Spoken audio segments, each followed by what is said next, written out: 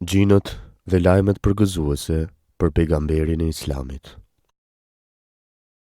Në dritat e para të mëngjesit, të cilët i paraprin agimit të pejgamberisë Muhamedit, paqja dhe mëshira e Zotit qofshin mbi të, bën pjesë numri i shumë të yjeve të shëndritshëm, të cilët atë kohë e kishin mbuluar qiellin, e të cilët i quanin shejtanët.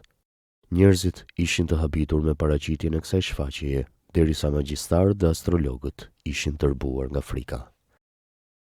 Njëri prej tyre ishte edhe Sevad bin Karib. Me një rast kishte hasur duke kaluar pran Omer bin Hatabit, radiallahu anhu, e një njeri tha: "O udhëheqës i besimtarve, a e di se kush është ky që kaloi?" "Nuk e di. Kush është ai?" pyeti Omeri. Ai u përgjigj: "Ai është Sevad bin Karib, të cilit në prag të paraqitjes së Muhamedit, paqja dhe mëshira e Zotit qofshin mbi të, i vinte gjin." Omeri radiallahu anhu e thiri që të vinte Sevadi, e kur erdhi, Omeri e pyeti: "A je ti ai të cilit në vetë pragun e paraqitjes së Muhamedit, paqja e Zotit qoftë mbi të vinte paraqitje nga radhët e gjinve?" "Po," u përgjigj Sevadi. "Po ti akoma merresh me magji sikurse je marrë më parë?" e pyeti Omeri radiallahu anhu. Duke dëgjuar këtë pyetje, Sevadi u hidhërua dhe tha: "Udhëheqës i besim drejtve, pasi që kam pranuar Islamin, askush tjetër s'më ka parashtruar pyetje të ngjashme." Omeri radiallahu anhu në këtë ja ktheu: "I lavdëruar qoftë Allahu, idhujtaria dhe shirkun që kemi bërë ne, ka qenë më e keqe se sa magjia me të cilën ke vepruar ti. Pra, më tregoti mua lidhur me tregimin e gjinve që të kanë ardhur para ardhjes së Muhamedit, paqja dhe mëshira e Zotit qofshin mbi të." Atëherë Sevadi e filloi rrëfimin e tij. "Po, prijës i besim drejtve, me të vërtet kjo ka ndodhur. Një natë derisa isha në mes të gjumit dhe zimit, ëndrës dhe zgjëndrës, më erdhi një krijesë dhe më ra në këmbë dhe më tha: 'Ngrihu o Sevad bin Karib, dëgjo se çka do të them, ndaj nëse ke mend, edhe do të më dëgjosh. Me të vërtet është paraqitur i dërguari nga trungu i Luej bin Galibit. Ai fton drejt Allahut dhe urdhëron vetëm atij ibadet t'i bëhet.' Mandej ky gjin filloi të recitonte vargjet. Më çudisin gjinët dhe dëshirat e tyre. Ja, po kalorojnë dhe vetë e tyre të bardha. Pas Mekës të etur, udhëzimin kërkojnë. Gjini i sinqert nuk është si ai që gënjen. Andaj, drejt elitës Hashimie ngotu ti, të parët vlen shumë më tepër, se sa ata që të fundit do të mbeten." Sevadi radiallahu anhu e vazhdoi rrëfimin e tij duke treguar se gjini kishte ardhur edhe 2 netet në vijim derisa ishte gjysmë i fjetur në mes ëndrës dhe zgjendrës duke i përsëritur: "Ngritu, o Sevad bin Karib, dëgjo se çka do të them, ndaj nëse ke mend edhe do të më dëgjosh. Me të vërtet është paraqitur i dërguari nga trungu i Luej bin Galibit. Ai fton drejt Allahut dhe urdhëron vetëm atij ibadet t'i bëhet." Mandej Sevadi filloi të recitonte vargjet, në mesin e të cilëve edhe: "Më erdhi pëshpëritsi, derisa isha gjysmë i fjetur. Nga gjithë ajo që tha të gënjente zdeshi. Ja, edhe 3 net të njëjtat fjalë po i përsërit. I dërguari të ka ardhur nga trungu i Luej bin Galibit." Kur Muhamedi alayhi salam ishte paraqitur, Sevadi me një herë pranoi Islamin. Shkoi tek i dërguari alayhi salam, i rrëfeu ndodhin me gjinin, e pastaj përmes vargjeve tha: "Dëshmoj se përpos Allahut nuk ka zot tjetër, dhe se ti je i besueshëm i çdo të humburi. Prej gjithë të dërguarve, ti je karrikja e fundit, më i afërmi Allahut, biri të parve fisnik. Në jep urdhrat që nga Allahu të vinë. Paj, edhe nëse nga fjalët e tua flokët të na zbardhen, dhe bëhu shefatxhiu im atëherë, kur askush do të mundet që Sevad bin Karbit sa një thërrime ta ndihmoj." Sa u përket numrit të shumë të yjeve që binin, me të cilat gjuheshin shejtanët që të pengohen të dëgjojnë bisedat qiellore, për këtë Allahu i madhëruar në Kur'an i thekson fjalët që vetë gjinët i kishin thënë: "Dhe vërtet, ne kemi hulumtuar të arrijnë qiellin, po atë e gjetëm për plot roje të forta dhe me shkëndia zjarri që djeg, dhe ne më parë hulumtonim në vend vështrim për të dëgjuar. E kush përpiqet të dëgjojë tash, a I has në pusinë e shkëndijës së zjarrt. Ne nuk e dim se me këtë përgatitje të qiellit është për qëllim ndonjë e keqe për ata që janë në tokë, apo Zoti I tyre dëshiron që ata t'i udhëzojë. Elgjin 8:10. Ndodhia ushtrisë së elefantëve. Ushtria e elefantëve është quajtur ajo me të cilën Ebreha e Shrem, guvernatori I Yemenit I emërtuar nga mbretëja e Abisinisë, kishte ndërmarrë sulmin mbi Mekë. Allahu e mbrojt nga çdo zullumqar dhe kryelart. Me këtë ekspeditë ushtarake, Ebreha dëshironte që ta fashinonte mbretin e Abisinisë.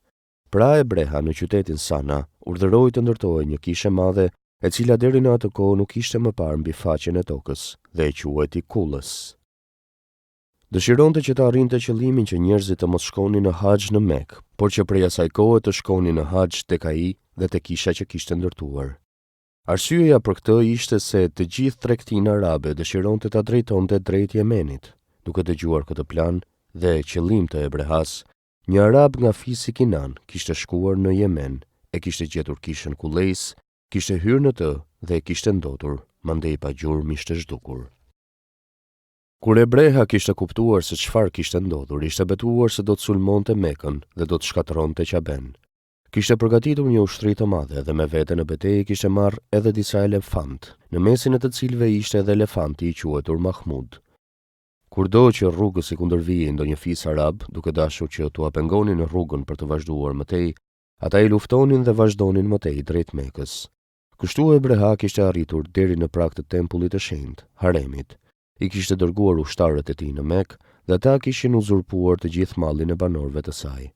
Në atë kopë të madhe gjendeshin edhe 200 vetë, të cilat I përkisnin Abdul Mutalib bin Hashimit, kryetarit e atëhershëm të Mekës dhe njëkohësisht prijës I fisit Kurejsh. Abdul Mutalibi përmes delegacionit që I këmbyen ndërmjetësonte Ebrehan, duke kërkuar t'ia kthenin te vetë e tij. E sa I përket Qabes, lidhur me të shqiptoi thënien e njohur: Qabeja ka zotin e saj, I cili do ta mbrojë. Abdul Mutalibi kuptoi se populli I tij në asnjë mënyrë nuk mund t'i kundërvijë këtij armiku shumë të përgatitur, ndaj urdhëroi të gjithë banorët e Mekës që të tërhiqeshin në majën e maleve dhe kodrinave përreth, që ushtria e Ebrehas të mos I arrinte, gjë të cilën ata edhe e bën. Pak para se të lëshonin Mekën, Abdul Mutalibi kishte qëndruar pranë Qabes, duke kapur hallkën e derës së saj dhe I recitoi vargjet. As frika nga brenga nuk duhet të ekzistojë. Njeriu shtëpinë e tij e mbron, edhe vendin e tij. Edhe ti vendin tënd të ruaje. Kryqi dhe nga të rresat e tyre nuk do të triumfojnë. Forca dhe fuqia jote, ata do t'i mbisundojë. A thua këtë do t'ua lejosh, e popullin ton ti do t'a lëshosh? Si një gjë të këtill ti atyre t'ua lejosh? Pasuesve të tu sot fitore ndhurova. Humbjen le ta përjetojnë robërit e kryqit, kryqarët. Atë ditë pas agimit, Ebreha ishte përgatitur për të hyrë në Mekë. Elefantin e kishte drejtuar në drejtim të Mekës, por ai refuzoi të nisej. Mirëpo sa e drejtonin në drejtim tjetër, ai nisej menjëherë. Dhe derisa në këtë mënyrë mundoheshin ta bindnin elefantin që të nisej drejt Mekës, Allahu I madhëruar mbi ushtrinë e Ebrehas dërgoi zogj e Babil, të cilët kishin ardhur nga drejtimi I detit. Secili zog mbante nda 3 gur, një në gojë dhe nga një në kthetrat e tyre. Sa herë që ndonjëri prej gurve goditnin ndonjë ushtar, në çast mishi fillonte t'i ndajë nga kockat. Të tmerruar ushtarët e Ebrehas klithën pas udhëheqësit që t'ua tregonte rrugën e kthimit për në Yemen. Udhëheqësi përmes 3 vargjeve tha: Ku gjejmë strehim kur Zoti pas neve është në kërkim, e shreke humbje përjetoi, fitore nuk arriti. Kjo ngjarje ka përfunduar me fiaskon e pakontestueshme të ushtrisë e Ebrehas. E sa I përket vetë atij, e kishin kthyer në Sana, të masakruar dhe të plagosur rënd, ku edhe kishte vdekur. Allahu I madhëruar në suren El Fil, elefanti, e cila njëherët është argument I qartë I vërtetësisë së Muhamedit, në 3 pika të shkurtra flet për këtë ngjarje. Mësime dhe porosi. 1. Në këtë kapitull jemi njoftuar me fillimet e ardhjes së profecisë së Muhamedit, paqja e Zotit qoftë mbi të, dhe pam se paralajmërimi I tij ka filluar që në kohën e Ibrahimit alayhis salam. 2. Allahu I madhëruar e kishte pranuar duan e mikut të tij të afërt, Ibrahimit alayhis salam. 3. Kemi treguar për vendin jashtëzakonisht të lartë dhe të ndershëm, të cilin e zë i dërguari dhe i dashuri i Allahut Muhamedi alayhi salam, e të cilin askush përkur nuk do të mundet ta arrijë. Kjo mund të kuptohet mbi faktin se Allahu i madhëruar të gjithë të dërguarve dhe pasuesve të tyre ua ka bërë për obligim që kur të paraqitet Muhamedi alayhi salam ta besojnë, ta ndihmojnë dhe ta përkrahin në çdo pikpamje. 4. Morali Muhamedit alayhi salam ishte i përsosur dhe në të, në pika të shkurtra por të qarta, ka tërhequr vërejtjen Allahu i madhëruar, duke e përshkruar në Teurat, por edhe përmes fjalëve të melekut të tij, i cili i ka ardhur të dërguarit Daniel alayhi salam. 5. Kemi treguar për vlerën e arabëve, e cila shihet në faktin se Allahu i madhëruar bëri që i dërguari i tij, më i zgjedhuri, të vijë prej tyre. Përmes tij arabët i kanë plotësuar cilësitë e tyre fisnike dhe të mrekullueshme, dhe me këtë u ngritën në shkallën më të lartë ku mund të ngrihet një popull. Dhe gjithë kjo vetëm pasi besuan dhe pranuan atë me të cilën erdhi ai, duke ndjekur dritën e cila i shpalli, gjithsesi Kur'anin fisnik. 6. Profecia e Muhamedit, paqja dhe mëshira e Zotit qofshin mbi të, është dëshmuar apo vërtetuar përmes teksteve të Teuratit, Zeburit dhe Injilit, por edhe përmes dëshmisë së disa pejgamberëve të dërguar të hebrejt, si edhe përmes rrëfimeve të xhinëve besimtar, si dhe shumë asketëve dhe të devotshmëve nga radhët e pasuesve të librave, gjithsesi hebrejve dhe të krishterëve. Pas gjithë këtyre fakteve dhe dëshmive, të përgënjeshtrohet besueshmëria dhe autenticiteti i profecisë së Muhamedit alayhi salam, do të ishte një veprim jashtëzakonisht i paarsyeshëm dhe i çmendur, i cili mund të karakterizohet edhe si sulm mbi arsyeën e shëndosh. Kurse ai që shpreh diçka të këtill, i tilli është i shkatërruar përgjithmonë. 7. Në humbjen dhe në katastrofën e Ebrehas të përshkruar më lart, kemi përmendur me qëllim që të tregojmë për obligueshmërinë kategorike të besimit në vërtetësinë e profecisë së Muhamedit alayhi salam, si dhe që të vërtetojmë se është obligim të pasohet, të nderohet dhe të dashurohet, ndërsa dashuria jon ndaj Muhamedit alayhi salam patjetër të jetë më e fuqishme, edhe nga dashuria ndaj vetvetes, fëmijëve, familjes dhe pasurisë son. Kapitulli 5. Lindja dhe fëmijëria. Vitin e elefantit, në muajin Rebiu Level, i cili më vonë do të bëhet i njohur si muaji i dritës, në natën e tij të 12, shkëlqeu agimi i profecisë. Është lindur i dërguari i fundit i Allahut, Muhamedi, paqja dhe mëshira e Zotit qofshin mbi të. Këtë mendime shprehin edhe shumica e historianëve, të cilët e kanë hulumtuar këtë çështje. Prindrit. Në luginën e Mekës, në shtëpi fisnike të njohur për ndershmërinë dhe sinqeritetin, jetonte plaku i ndershëm Abdul Mutalib bin Hashim bin Abdul Menaf bin Kusai, i cili djalin e tij Abdullahun, të njohur me nofkën Dhebih, e kishte martuar me vajzën me prejardhjen më të mirë dhe më të ndershme, të cilën e stolisnin virtyte të shkëlqyeshme dhe pamja e mrekullueshme, emri së cilës ishte Emine, bia e Vehb bin Abdul Menaf, bin Zuhara, bin Kilab, bin Mure, bin Kab, me prejardhje nga fisi Kurejsh. Pra Abdullahu, babai i Muhamedit, paqja dhe mëshira e Zotit qofshin mbi të, ishte i njohur me nofkën Dhebi. Ngjarja nga e cila e kishte fituar këtë nofk bën pjesë në rrëfimet që janë fest për të dëgjuar, ashtu që zemrat mallëngjehen secilën herë kur ta dëgjojnë këtë rrëfim. Do të përmendim këtë ngjarje në vija të shkurtra me qëllim që të mos largohemi nga tema kryesore e kësaj vepre.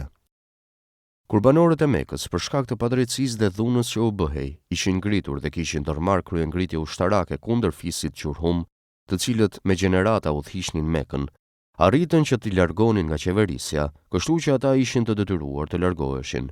Mirë para se të lëshonin Mekën, pjesëtarët e këtij fisi për shkak të urrëties dhe hakmarrjes, me qëllim e mbulonin burimin e Zemzemit. Ky burim ngeli i mbuluar, kurse lokacioni i tij sakt ishte i njohur deri në kohën e Abdul Mutalib bin Hashimit. Pra një natë kishte parë në ëndër se ku saktësisht gjendej burimi, ndaj u mundua që të organizonte rihapjen e tij, por kurejshët i dolën në rrugë dhe e penguan. Atë kohë Abdul Mutalibi kishte vetëm një djalë, Harithen. E Allahut i ishte betuar që nëse Allahu do t'i jepte 10 djem, të cilët do ta mbronin dhe ndihmonin njërin prej tyre atij do t'ja sakrifikonte. Pasi që Allahu i madhëruar me të vërtet i dhuroi 10 djem, Abdul Mutalibi vendosi të plotësonte betimin e tij dhe të sakrifikonte njërin prej tyre. Me që e kishte të vështirë të vendoste se cilin do të sakrifikonte, hamendjen e tij vendosi që ta zgjidhte me hedhjen e shigjetave, kurse shigjeta tregoi drejt Abdullahut. Vendosi ta sakrifikonte pranë Qabes, por Kurejshet e penguan që të bënte këtë dhe e këshilluan që të drejtohej te një magjistare e cila jetonte në Medinë, Jethribin e atëhershëm, si dhe prej saj të kërkoi zgjidhje lidhur me sakrifikimin e të birit. Ai ashtu dhe veproi.